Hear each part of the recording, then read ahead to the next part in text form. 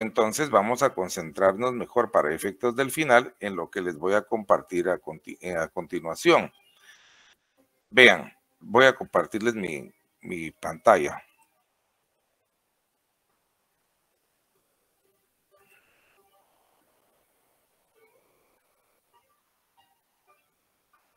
Entonces, les pregunto, ¿sí se puede ver mi presentación, mi escritorio? Sí, licenciado. Muchas gracias. Entonces, fíjense ustedes que aquí pueden darse cuenta que estoy en la cuestión esta de los bienes. ¿Se acuerdan que vimos esta presentación? Todo esto que habla acerca de las cosas, de los bienes, de las cosas y su clasificación. Cuando vimos las cosas de nadie, las cosas que eran extra commercium, que eran todas las cosas que se consideraban, ¿verdad? Todas estas cuestiones, la res nullius, las cosas sin dueño, todo esto sí lo vimos, pues esto sí hay que estudiarlo. El concepto de patrimonio, la clasificación de las cosas no fungibles, toda esta presentación que tuvimos de los bienes inmuebles e inmuebles, y luego la utilidad de las cosas, que fuimos cuál era, qué era la utilidad de las cosas, ¿verdad? El uso, la disposición y el disfrute, que sea los actos de disposición. Así fue como, sobre todo los actos de disposición, es algo que hay que estudiar porque de eso sí vienen dos problemas estos son los actos de disposición, los de física parcial y total, y los actos de disposición jurídica parcial y total, el disfrute de las cosas, también toda esta presentación que les di, esto viene, pues sí, hay que estudiarlo. Bueno, entonces, como ya sabemos que cuál es el disfrute de las cosas, y aquí lo que yo creo que a esta presentación le falta todavía recorrido, ¿verdad tú? Porque el disfrute de las cosas, qué raro que solo hasta ahí se quedó. Pero ustedes sí tienen todos los actos, toda esta presentación. También vimos pues el concepto de lo que habíamos platicado, como esto es para ponernos de acuerdo para el final, me van a permitir ustedes que estoy buscando aquí en los actos de esta presentación. La verdad es que solo voy a preguntar cuáles son los actos, los modos derivados y los modos originarios de adquirir la propiedad. Digamos, todo esto no voy a preguntar, no va a venir. Tampoco esto. De la adquisición de los frutos, solamente esta cuestión que ustedes ven ahorita. ¿Cómo es que se puede adquirir la propiedad de los frutos? Cuando se habla de la adquisición de los frutos, cuando se acuerdan el ejemplo de que cuando las manzanas están adheridas al árbol son una misma cosa y cuando se separan ya las manzanas son un bien diferente. Entonces, ¿cómo se adquiere la propiedad de ese bien?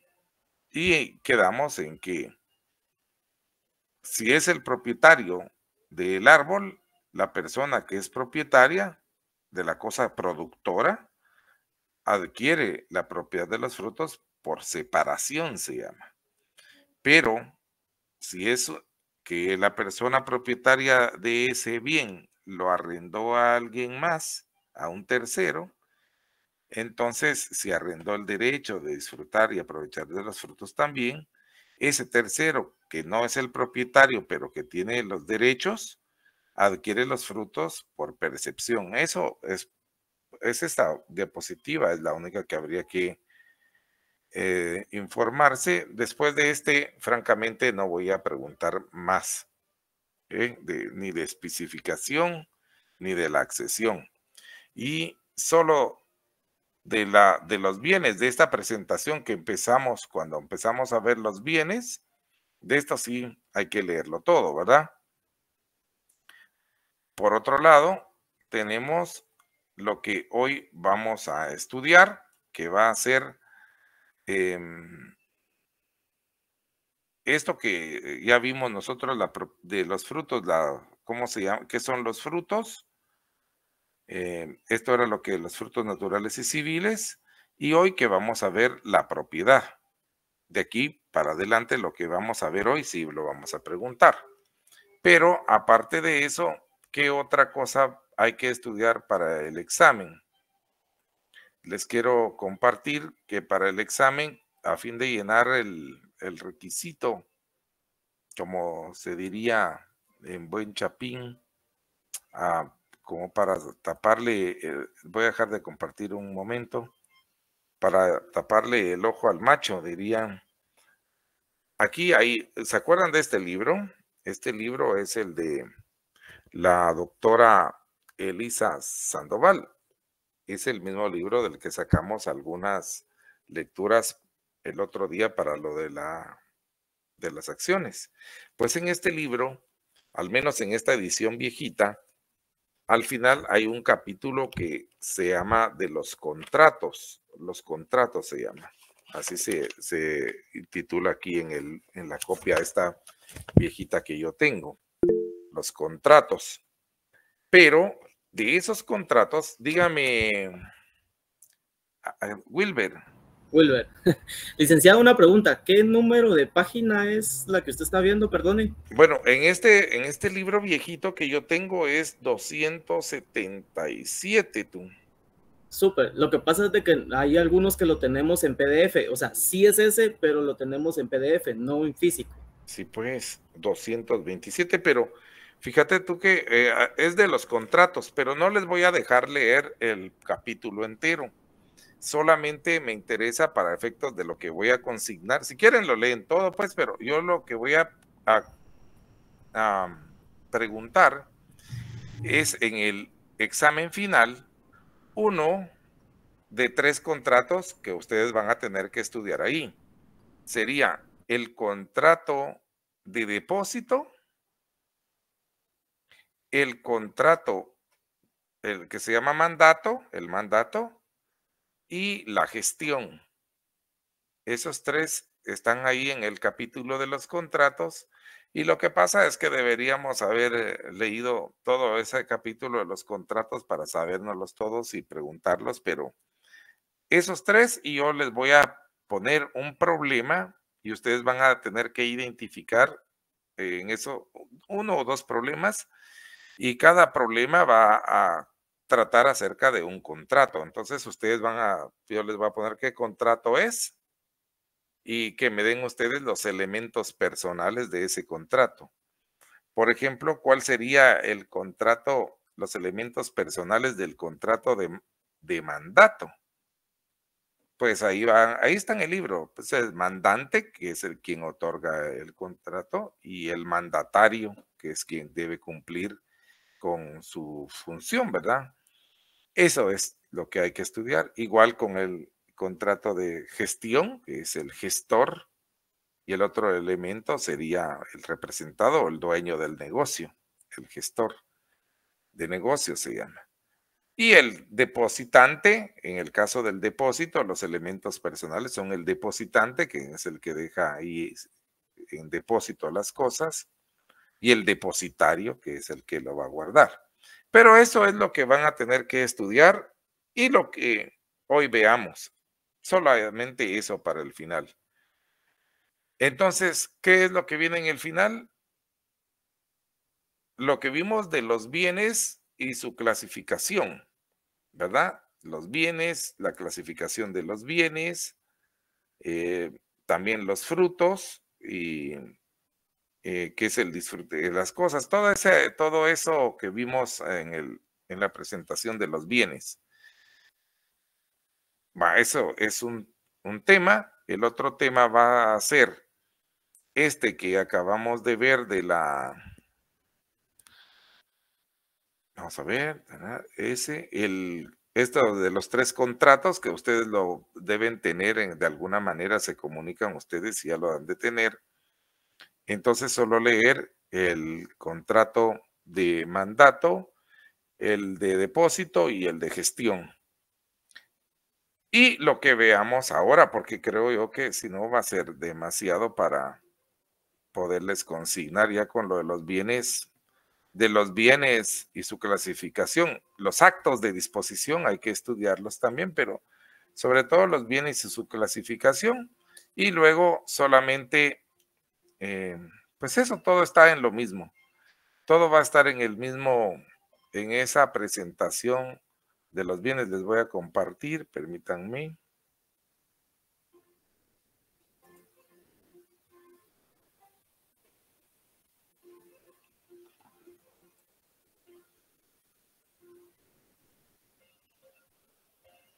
Los bienes, les había dicho los bienes.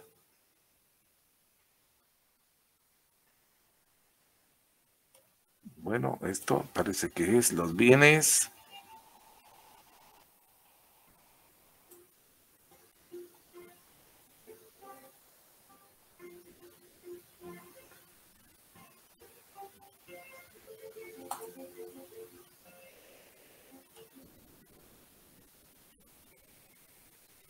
Bueno, aquí estamos. Permítanme, no están viendo mi presentación, ¿verdad? Ahorita se las voy a...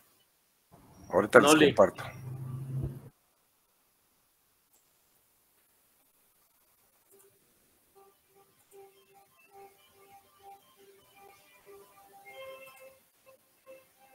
Bien, entonces, esto que fue el tema que vimos con lo de los bienes, ¿se acuerdan ustedes?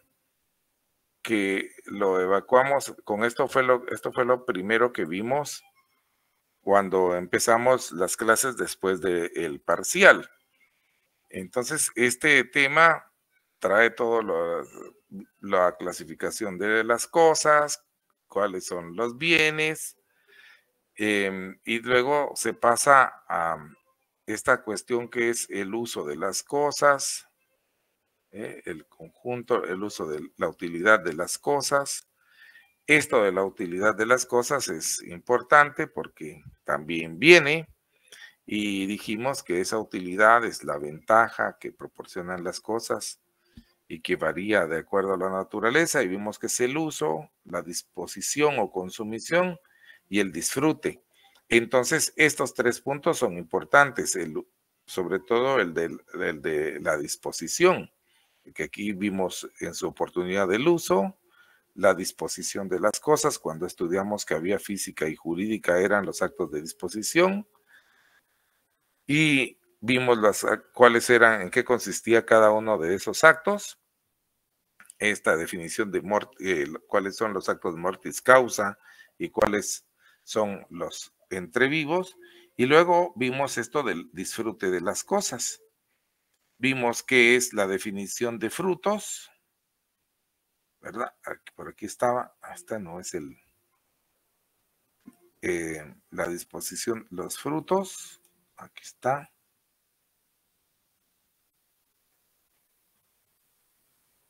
¿En dónde estará el disfrute de las cosas?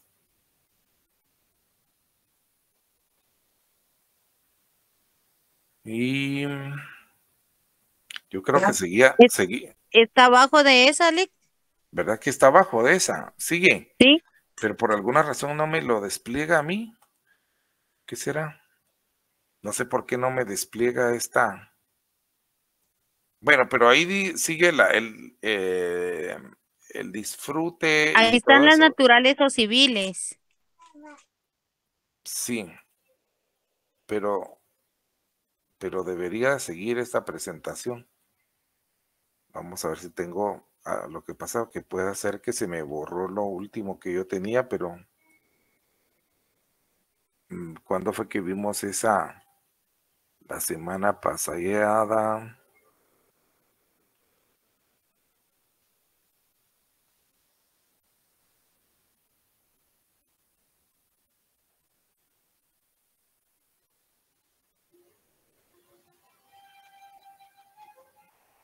Esta semana. Aquí me sale muy antiguo, pero no me sale eso.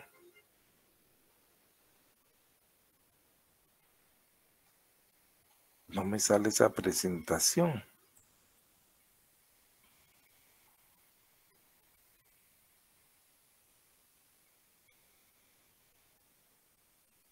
Bueno, pero eso fijo que viene.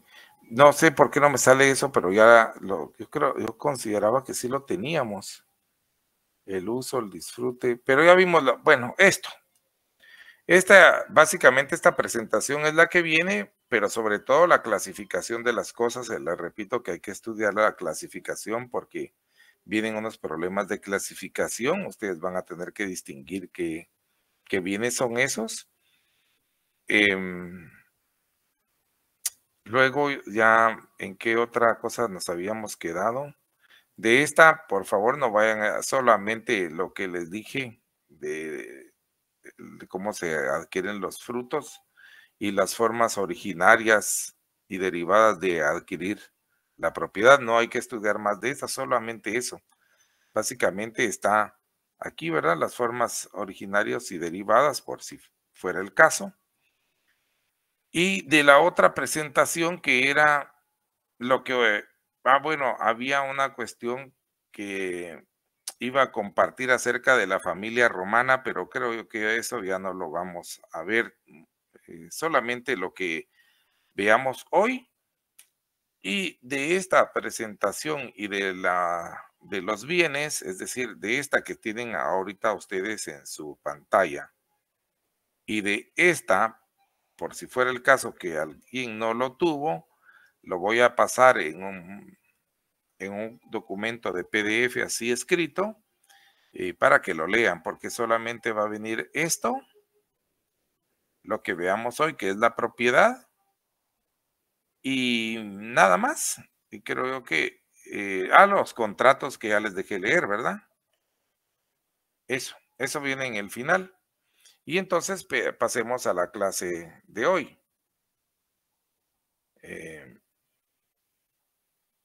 Vamos a pasar entonces. ¿Perdón? Perdón, no le escuché muy bien. O tal vez se conectó el micrófono de alguien.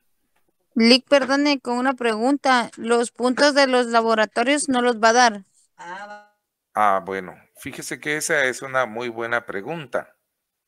Ustedes ya tuvieron acceso a su página virtual, ¿verdad? Ya, ¿cómo le llaman a eso? Cartelera virtual, y vieron su nota. Así es, Lick. Sí, así es. Va. Esa nota representa su nota del instrumento de medición que evacuaron el día 22. Solamente eso. Se los he puesto así porque siempre la gente si por ejemplo los hubiera consignado, yo les tendría que decir, sí, ahí están ya los puntos de los laboratorios. Pero ustedes no tendrían la certeza de que así fue. Entonces, ahorita ustedes tienen ahí, pueden incluso imprimirlo, tomarle foto a su punteo. Y la otra semana, pienso yo que, pues esto lo haría yo el fin de semana, consignarles los puntos que tienen ustedes acumulados de sus laboratorios. Por ejemplo, si alguien tiene 21 ahorita de zona, ¿verdad? O sacó 21, perdón, en su nota que consigné hoy, pues a lo mejor ya para el sábado, domingo, no sé cuándo se actualice el programa, yo lo voy a hacer el fin de semana. Bueno, que se actualice la página de eso, va a ver esta persona que tiene 10 puntos más, 31. ¿Me entienden lo que quiero decir? Así fue la cosa. Para eso lo hice de esa manera, porque siempre me preguntan, y lo malo es que para mí es gravoso porque los estudiantes no se fían y entonces empiezan a decir, mire, pero yo quiero ver que va a pedir revisión, como que yo no tengo yo necesidad de escaquearle puntos a ninguno, pero así va a ser la situación. ¿Quién más me quiere preguntar algo? Lo que pasa es de que, o sea, creo que la compañera le preguntó eso porque como ya vienen los exámenes finales, entonces para saber si de verdad llegamos a zona mínima, los que podemos llegar a zona mínima. El asunto está en que si no llegamos a zona mínima con los puntos que todavía faltan, no nos vamos a hacer el examen. Entonces, por eso es de que muchos están como con esa incógnita, de que probablemente tal vez no entregaron todos los trabajos y tienen 7 puntos, o 5 puntos. Bueno, No cada uno sabe cómo va su vida. Claro, claro. Vos, por ejemplo, ¿cuántos trabajos entregaste? Yo sí los entregué todos. Va, entonces que te aplique. No, a mí no, a mí nada. Bueno, igual es para todos, cada quien sabe su vida, tú. Claro. Ahí tenés tú unos puntos. Súper. Va, ¿cuántos tenés vos del segundo parcial? 15. Va, 15 tenés del segundo parcial. Claro. ¿Entregaste todos tus trabajos? Claro. Va, entonces, ¿cuánto vas a tener? 39 por todo. Bueno, porque ahorita tenés 15, más 10 que sería de los trabajos, tendrías de nota del segundo 25. parcial 25. Claro. Bueno, eso es. Súper. Pero de todas maneras, yo examino hasta el día 18. Así que no, en cuanto a mi clase, lo que tú decís es una buena inferencia, pero no creo que sea el caso que se tengan que preocupar. Ahora, Claro. lo que sí sucede es que hay personas que no llegaron nunca a la clase, que agarran las cosas como que fuera juguete, y ellos sí no se tienen ni de qué preocupar porque ya saben que perdieron. Claro. Así que, eso no. Mira, es que hay cada quien que saque sus cuentas, ¿verdad? Así es la cuestión. Entonces, vamos a empezar ahora con lo de la propiedad, que es el tema de hoy. Y esto sí viene en el examen. Entonces, ¿por qué está del concepto de propiedad aquí que es tan importante? Porque para nosotros la propiedad es un derecho y que nosotros podemos saber que es un derecho que se puede oponer ante toda la humanidad, ¿verdad? Porque es un derecho erga omnes, se llama. Es el derecho de poder uno recuperar su propiedad de cualquiera persona que ilegítimamente la quiera poseer o que nos quiera despojar de nuestra propiedad. Nosotros tenemos ese derecho de propiedad. Ahora, la verdad es que los romanos, como leen ustedes aquí, no tenían una definición general de la propiedad porque veían que variaba el aprovechamiento de las cosas, era distinto para cada propietario. Porque uno era el que daba, por ejemplo, el dinero, otros bienes como la explotación que hacían de un esclavo, era diferente. Entonces ellos consignaron que la propiedad lo ubicaron más con el concepto de dominio, que es aquí. Como vemos, la palabra dominio fue en la que ellos se basaron para decir, bueno, eso es exactamente lo que yo tengo sobre este bien, un señorío, un dominio. Y hasta hoy, dominio es precisamente la característica fundamental del propietario, porque aún cuando uno va al registro de la propiedad, ahora ya los libros son electrónicos, pero antes en verdad eran libros y bien grandes. Y entonces cuando tú abrías un libro, ¿verdad? Está al centro y de un lado cae una página y del otro lado otra, pero ese era un mismo folio. Y en un lado, en el lado derecho, se apuntaba el dominio. Quiere decir, ahí decía en esa página, en ese folio, hasta arriba decía dominio. Y en esa columna se anotaba el nombre del propietario y la manera de cómo había adquirido esa propiedad. Hasta hoy, así se identifican las fincas, pero antes era en libros físicos de verdad. Y en la columna del dominio se sigue consignando el nombre del propietario y el medio. Y así ponen finca 117, folio 81, libro tanto de Guatemala, dominio. Fulano de tal es propietario de esta finca por el precio, por compra de 35,000 quetzales, lo que sea, ¿verdad? Ver escritura pública número tal, de fecha tal, autorizada por el notario fulano de tal, escrita con su documento y copia al número tanto. Y ahí están las referencias y la fecha. Esto se anotaba en el dominio y hasta ahora ya ves tú que así se llama. Entonces, el dominio lo que indica es el poder que tiene una persona sobre una cosa, sobre un bien. En este caso sería el poder de oponerse ante cualquiera otra persona que quiera detentar, que quiera ilegítimamente aprovecharse de una cosa que es de nuestra, porque nosotros tenemos el dominio. Entonces, es dueño de una cosa, ¿verdad? Aquel que tiene el poder jurídicamente reconocido. Él es el dueño de una cosa.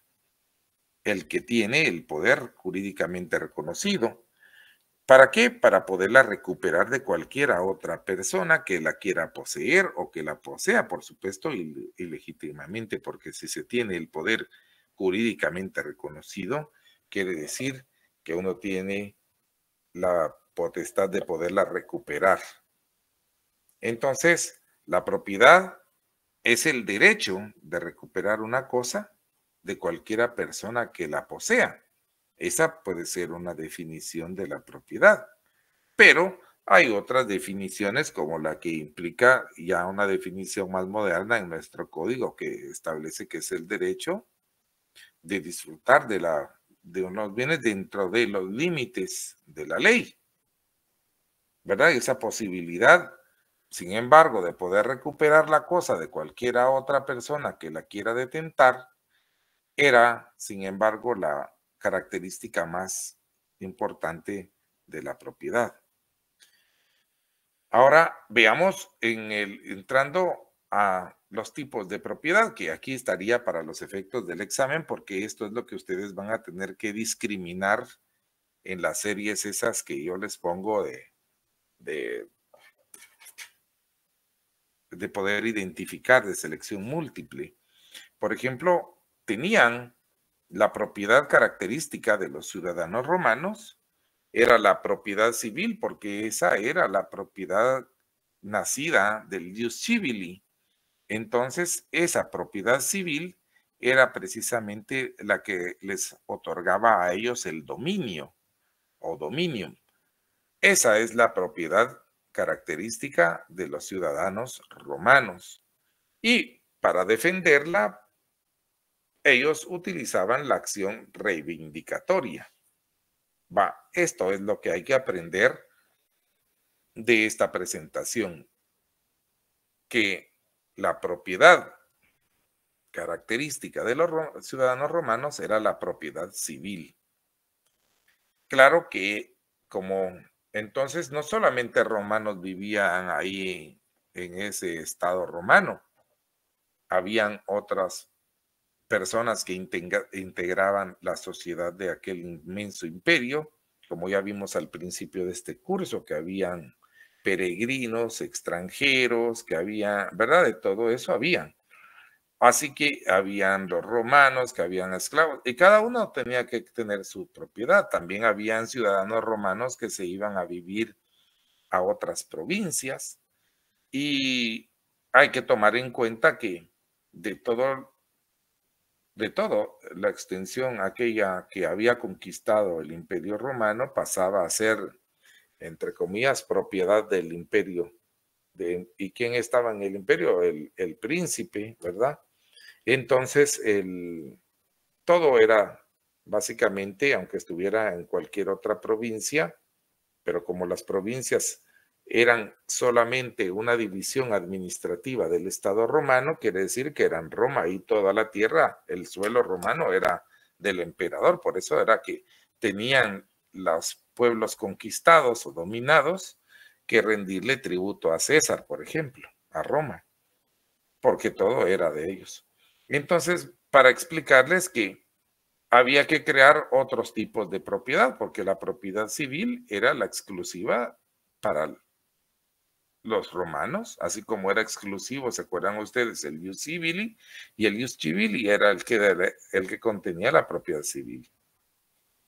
Ya bien sabido eso, que la propiedad civil es exclusiva, es la propiedad característica de los ciudadanos romanos, vamos a ver estas otros tipos de pertenencia que jurídicamente reconoció el derecho romano.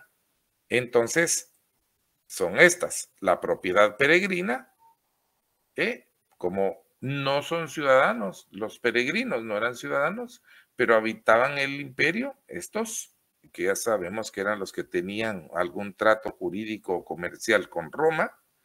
Entonces ellos no podían adquirir la propiedad civil porque no eran romanos.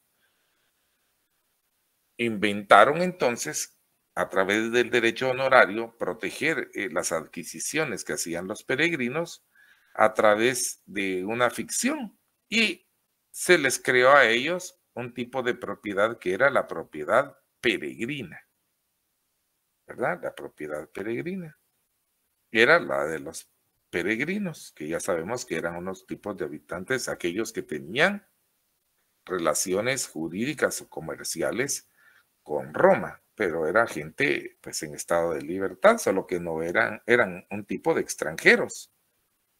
Veamos otro tipo de propiedad, la propiedad provincial. Aquí los muebles ubicados en las provincias, era lo que te decía, todos los inmuebles de todo el imperio, porque las provincias eran una división administrativa del Estado romano, así como nosotros tenemos, por ejemplo, aquí en Guatemala existe en el Estado una división administrativa. ¿Cómo se divide administrativamente el Estado de Guatemala? En departamentos, y los departamentos en municipios, ¿verdad? Pues el Estado romano se dividió en provincias, y los inmuebles ubicados en las provincias eran del príncipe o del erario del Estado romano. Entonces, claro, todos los que poseían, porque no eran propietarios, los que vivían y vivían en cualquier lugar del imperio, tenían que pagar un tributo. Así que a ese tipo de propiedad se le llamó provincial, porque los particulares quedaban protegidos por la jurisdicción del gobernador, y entonces el gobernador les daba esa certeza de que si estaban al día sus impuestos iban a tener ahí su propiedad, pero era una propiedad provincial. Ya van dos. Luego tendríamos la propiedad útil, y entonces a las personas que tienen concedida la posesión de un inmueble a muy largo plazo, los concesionarios, es decir, los que recibían el beneficio de esa concesión, de tener tierras públicas para sembrarlas, para tener ahí granjas, para explotarlas, entonces se les dio una acción reivindicatoria. Ya sabes tú que la acción reivindicatoria es para poder oponerse ante alguien que quiera usurpar el derecho de propiedad. Pero aquí, como era una ficción, porque en realidad no era, vamos a ver por qué, porque las personas que tenían esa concesión del Estado, suponete tú que el Estado les daba la concesión de poder explotar una tierra por 75 años.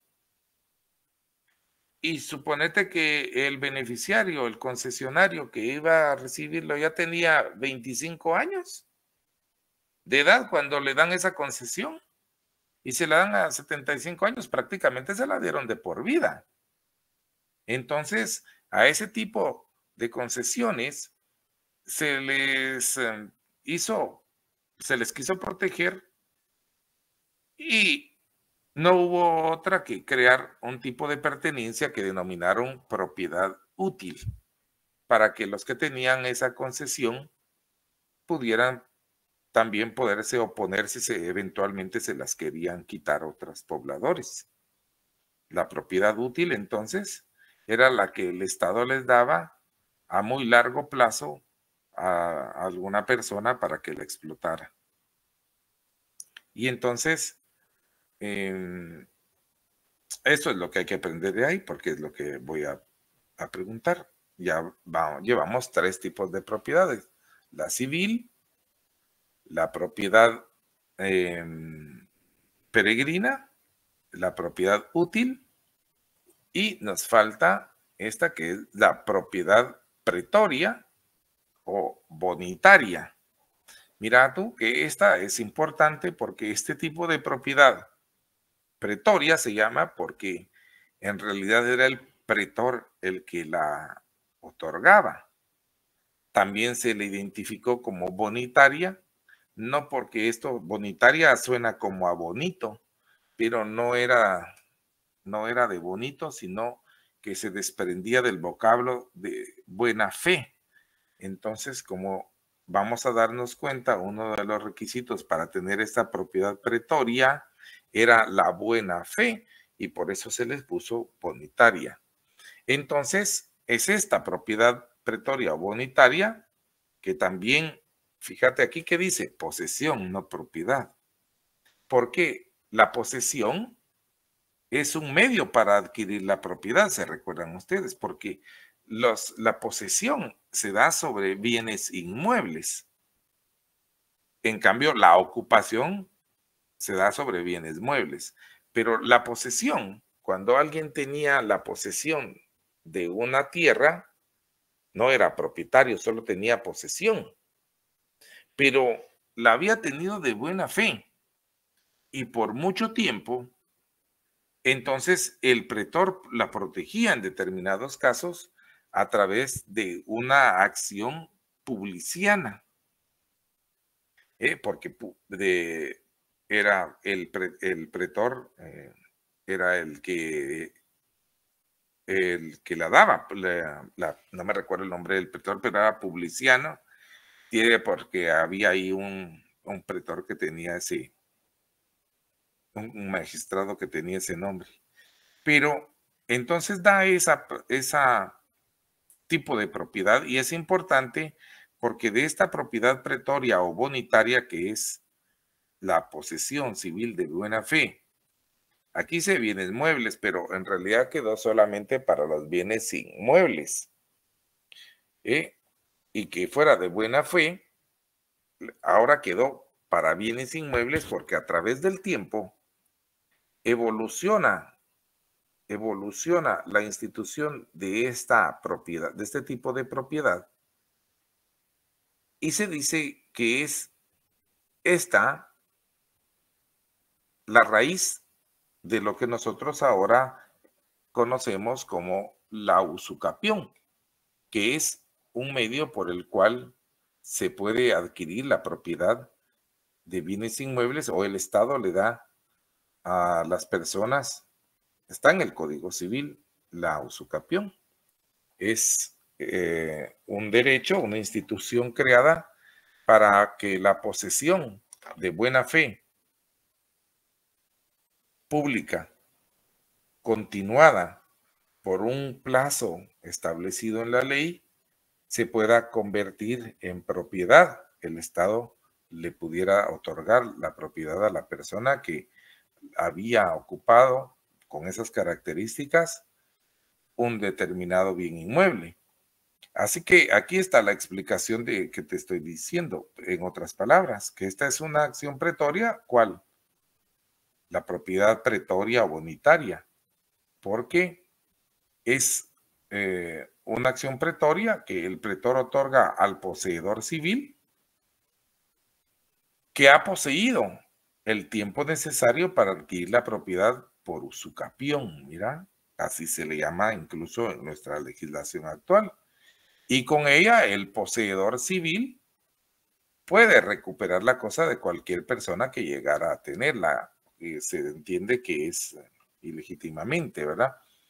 Excepto del propietario civil, porque si había un propietario civil, o sea, si la cosa ya tenía dueño, no se podía dar en usucapión esa propiedad, aunque hubieran estado ahí 100 años ocupándola otros. Entonces, así es la cuestión, que aquí está la explicación, que si el poseedor civil, le había entregado previamente la cosa al poseedor, el poseedor superaba esa excepción oponiendo la réplica de cosa vendida o entregada. Pero lo importante de la explicación es esta que está al principio, que se podía adquirir la propiedad por usucapión si se había estado en posesión del bien el tiempo necesario estipulado en la ley para adquirirla, y las características eran haberla poseído de buena fe por el tiempo establecido en la ley, públicamente, ¿verdad? Y de manera ininterrumpida. Así que El propietario civil hace entrega de la cosa al poseedor civil cuando se puede hablar de verdadera propiedad pretoria, ya que el poseedor puede recuperar la cosa de cualquiera que la tenga, incluso del propietario civil. Bueno, ahí está básicamente. Esos son los tipos de propiedad. Y por último, tendríamos aquí el contenido del derecho de propiedad, que hemos dicho que básicamente, ¿cuál sería su contenido? Pues contiene, esta sería la respuesta, los actos de usar la cosa, de aprovechar sus frutos, de disponer de ella, de la propiedad, y de poseerla. Ese es el contenido del aprovechamiento que puede hacer el propietario, el contenido del derecho de propiedad. Nosotros ya lo hemos visto en una clase anterior cuando vimos los actos de uso, los actos de disfrute, los actos de disposición y bueno, ahora que ya sabemos que el poseer la cosa es la posesión que uno tiene de un bien sin que sea propietario. Y yo creo que con esto nos vamos a quedar, estimados compañeros. ¿Qué tipos de propiedad vimos hoy? Vimos que había una propiedad, perdón, ¿alguien me quería decir algo? Sí, disculpe, buenas noches. ¿Podría poner unos segunditos nada más la primera presentación, por favor? Cuando vimos la propiedad. Sí, por favor. Permítame, pues vamos a ver. Tú dices...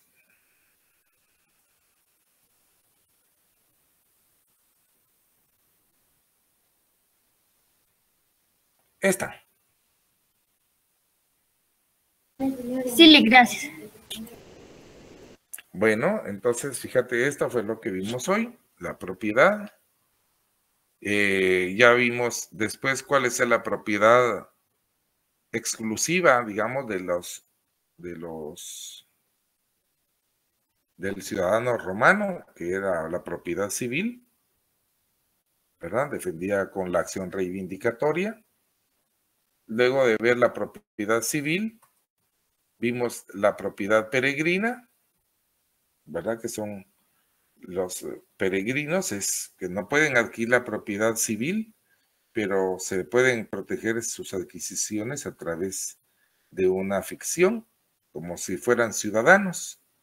Y por eso se dice que tienen ellos una propiedad peregrina, la propiedad provincial, que son aquellos inmuebles ubicados en las provincias, y como todo era del principio del Estado romano, tenían las personas que poseían que pagar un tributo.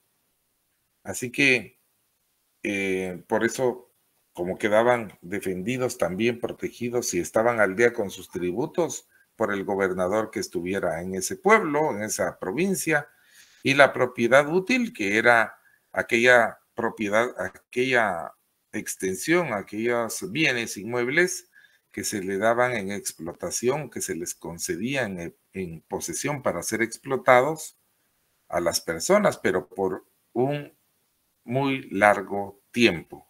Esa es la propiedad útil, esa la voy a preguntar. Y la propiedad pretoria o bonitaria, que es la posesión civil de buena fe de bienes muebles o inmuebles. Eso es lo que va a venir en el examen y yo creo que ya no hay más porque esta es la propiedad civil, ¿verdad? Esta es la misma que habíamos puesto. Es exclusiva del ciudadano romano. Y yo pienso que quedamos ya para vernos, como fíjate que empiezan los exámenes el próximo lunes. Ya veo yo que no tenemos más margen para podernos comunicar, salvo que fuera cuando uno está cuidando exámenes. Con lo que hoy hemos apuntado, entonces quedan ya las notas, las indicaciones. Y el jueves 14 tendremos clase. No, mira, ahorita ya no hay clases de nada.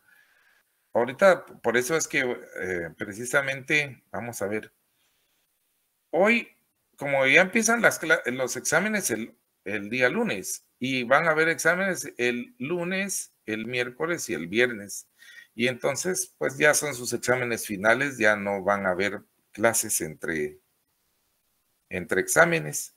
Nosotros nos vemos las caras para plan examen el próximo lunes, que es el 18, ¿verdad? Hasta el día 18. Y ya vemos entonces que se está acabando el año. ¿Qué les iba a decir? Yo lo único que quisiera es encargarles que bueno, recordarles que les voy a cargar en plan así, un formato de PDF, esta misma información que hoy les he dado, sobre todo la de los bienes y la clasificación de los bienes, el disfrute de las cosas, eso. Eso que ya lo vimos, la propiedad de estos tipos de propiedad que vimos hoy, eso sí se los puedo yo compartir a través del Classroom, lo voy a hacer este fin de semana. ¿Y qué les queda más para estudiar? ¿Solo eso? Bueno, ustedes tienen que estudiar eso de los 3 contratos que les he dejado. Solo eso viene en el final. Yo creo que va a estar, ¿qué otra cosa les dije? Solo eso, ¿verdad? Los modos de adquisición de la propiedad. Y bueno, solamente me resta a mí poderles a ustedes expresar que, vean, para mí cada día que uno tiene la posibilidad de levantarse e ir a trabajar es importante, es una bendición, aunque esté lloviendo, aunque estén cayendo rayos, pero si uno tiene trabajo y tiene la posibilidad de tener uno bueno, pues a eso sería lo óptimo, que cada quien considerara que el trabajo que tiene es lo suficientemente bueno como para que le motive a estar pendiente de él y a cumplir diligentemente. Para mí, el poder trabajar en la Universidad de San Carlos es una de los logros más significativos de mi vida, y eso es posible, por supuesto, también debido a que siempre hay alguien a quien servir, que son los estudiantes. Les expreso mi más profunda y sincera gratitud por la paciencia que me han tenido. Yo, pues, como ya tengo una edad y se le va poniendo a uno un poquito, la paciencia ya no es una de las mayores virtudes que uno tenga. A veces, pues se desespera uno, pero si en algún momento se sintió alguien afectado por alguna cuestión que dije, tal vez sepan que fue sin querer y sin aptitud, que lo he dicho. Lo único es que yo les reitero ahora que me despido, mi gratitud por su paciencia, por el afecto que me han mostrado y sobre todo por el respeto que me han tenido también.